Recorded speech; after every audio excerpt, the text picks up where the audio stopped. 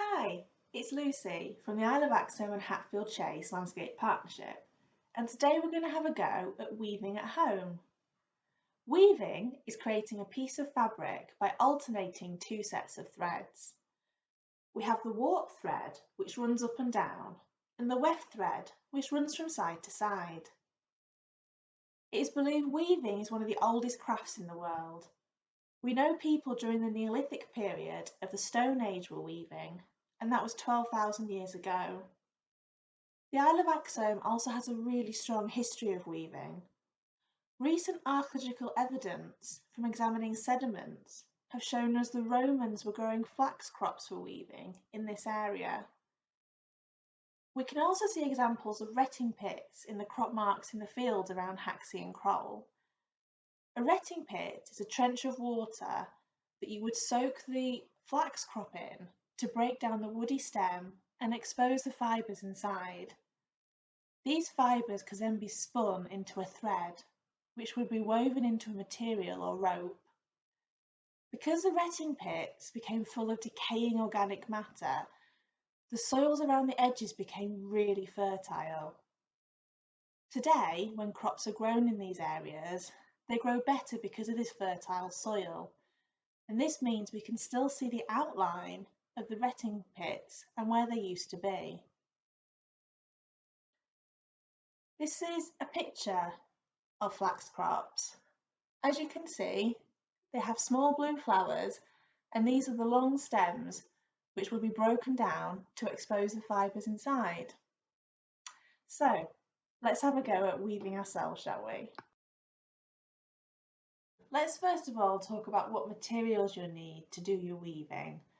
Traditionally, weaving would have been done on a large wooden loom, but we're going to make it much more simple today.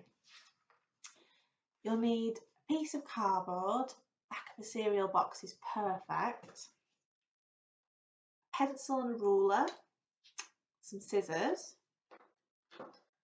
sticky tape, a needle, and some wool. So, first of all, using your pencil and your ruler, you need to draw a box on the back of your cardboard. You can do it however big or small you want to do it. I've done mine 12 centimetres squared, so each side is 12 centimetres. You'll finish with a product about this big if you do it that size, which I quite liked. I thought it was the size of a drinks coaster, which was quite useful.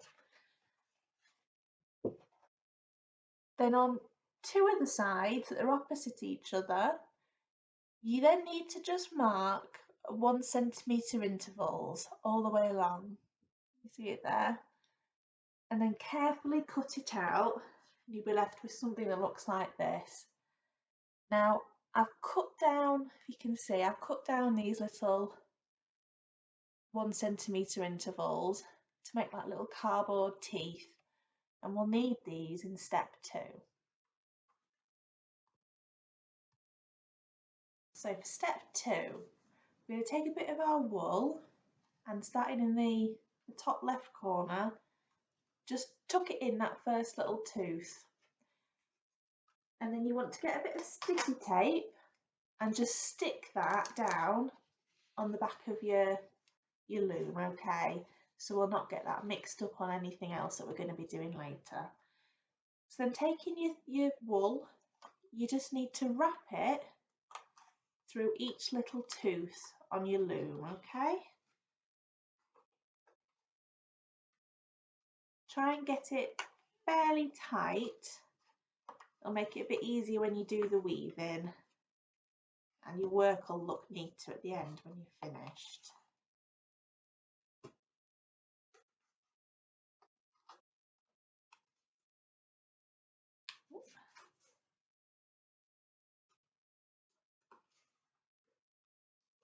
When you get to this end as well, you'll be left with another little end of your wool. Just stick that bit down as well, and then it'll not go anywhere. You'll not lose it. So you can see what I've done. You've got, these are all your warp threads. They run up and down, quite tight. and I've just wound them through each little tooth. Can you see? So you come down, wind it under and back up. Okay. So now the fun bit, we're going to start the weaving. So cut a piece of wool. I've done it just a couple of feet long. Any longer than that, it's likely to get knotty, which can be a bit of a problem. So keep it fairly short to start off with until you get the hang of things. So I've threaded my needle on, and now we're going to do the weft threads, which makes the weaving pattern. So you do weaving by going over and under all of these warp threads. Whatever you do on one row, you do on the opposite, the row below. Sounds a bit complicated, but you'll get the hang of it, trust me. So we'll start off with, we'll go under this thread and over the next one, under and over, under and over, under, over, under, over, and under. Pull your thread through, but leave just a couple of inches at the end, like a little tail, okay? We'll sort that out at the end. It looks a bit messy now, but we will sort it out at the end. So as you can see, I've got my first line in. Because I finished here going under a thread, I want to start the next line going over it. So over that one and under, over, under, over, under, over and under. And then pull that one through. As you do your thread, they look a bit messy to start off with. So every couple of rows, just using your fingertips, just push them up so they sit in nice little rows next to each other. Okay, so I finished this one by going over it. So I want to start the next row going under. So again, under, over, under, over, under, over, under, over. There we go.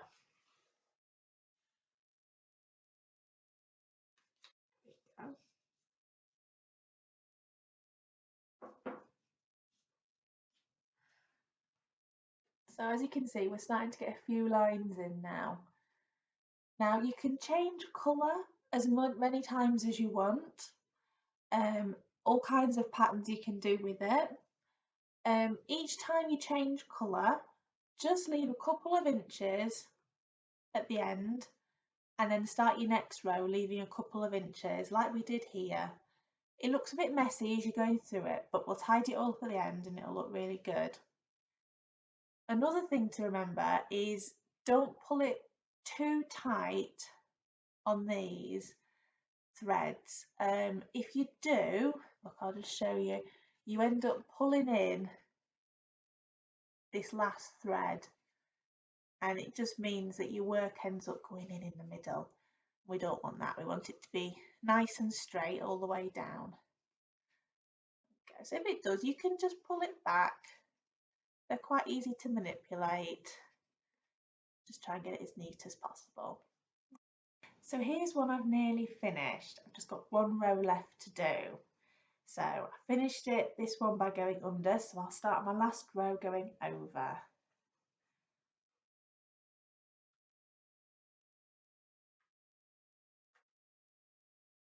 Go.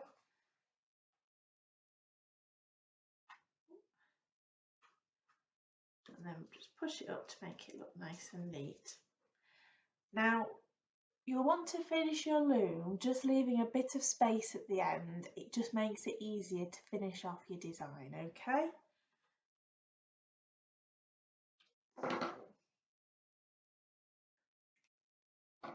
Cut the last thread leaving a bit of a tail, and now we'll tidy up all these loose ends. Now as you can see, I've done a little line design on this one so it's nice and stripy, but it means I've been left with quite a few threads along here.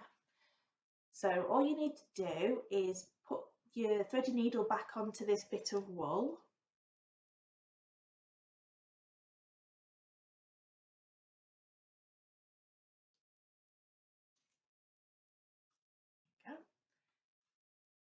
And then you just need to thread it along that last row. Sorry, can you see? There we go, as you go down. So just thread it along there. Doesn't matter whereabouts it comes out. And it just pulls that end of the thread just into the weaving. If it pulls it a bit funny, just pull it back. There we go. So can you see it's just in there. So now it runs down that bit. And then this bit here, I don't need that anymore, so I can just cut that bit off.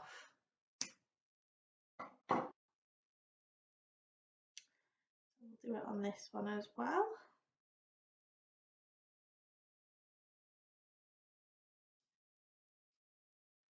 So again, just on that last row, just along that edge of the weaving, and just weave it through and pull the thread right through. There we go. You see, and then I can cut that bit off. And you want to do it for all the threads that you've got where you've changed your colour or your rows run out. The bit where you started and the bit where you ended is slightly different. And I'll just show you with these.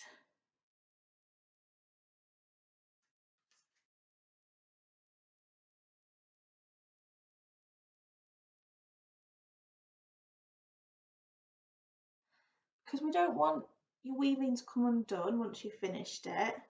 Thread your needle back on, and then you just need to wrap it over the top row. So over that first, well, sorry, it'd be the second little loop over there, and then put it underneath the threads like you were doing with the others. Just feed it down and along. There we go. And it just anchors the thread in. So it's gone over the outside of that row, and then it's tucked underneath all the others and run down that edge. So now because it's tucked in nice and anchored in, I can just cut that thread off. Okay, so have a go at doing that on all of them until you've tidied it up. So now we've tidied up all them loose edges, we're going to take it off the loom. So carefully unstick them ends on the back of it.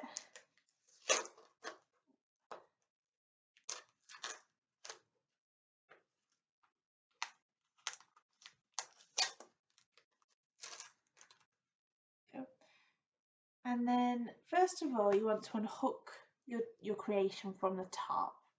So I found it easy to just bend my little teeth down and wiggle them bits of yarn off.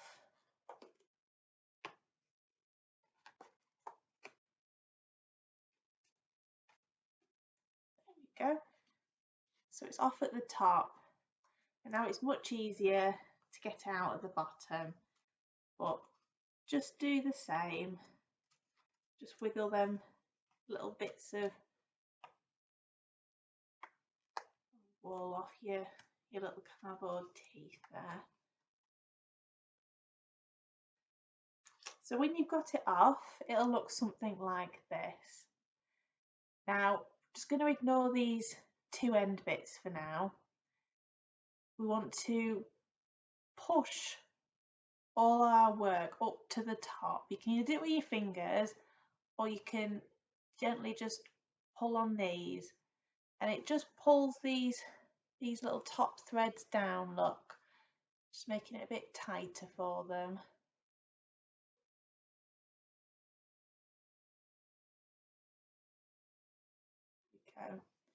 and it leaves us with these big loops at the bottom. Now what we're going to do with these is we're going to cut them. So just cut in the middle like that. So you're left with lots of little ends. And then you need to take the two little ends that were joined and you're going to tie them together. So you want to get a nice tight knot. I'm going to double knot mine so it definitely doesn't come undone. So you can see I've tied little knots all the way along now. And then these little, not that one, but these little ends that are sticking up, we can just trim them now. So using your scissors, just tidy those bits up. And this just stops all of the weaving you've done from coming undone and coming off the end.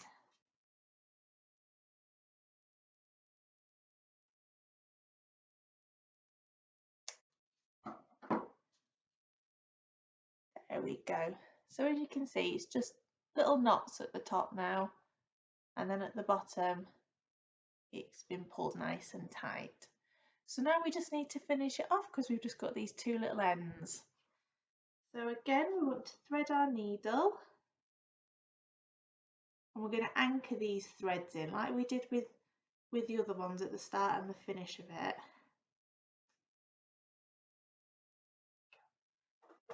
So let me show you. So you need to go over, you see this top thread here? Ooh. Need to go over that one and under all the others, and it just anchors it into your weaving. So you can pull it down.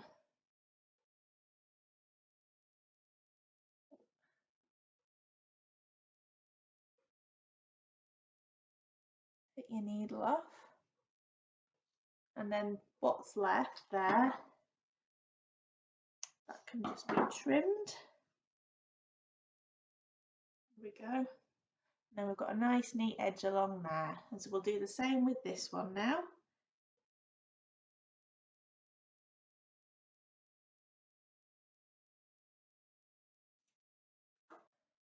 We'll anchor it in, so we'll go over that top thread and then all the way down those others. It doesn't have to go all the way down to the end of your design, it can just wherever the needle pops out. Okay. If it pulls your weaving a bit funny, just pull it back. Okay. And we can trim that. So there we go, there's our finished design. So as you can see, there's all kinds of designs you can do, all different shapes and sizes. So have a go yourself and please tag us in any pictures that you put up. We'd love to see what you've made and best of luck with it.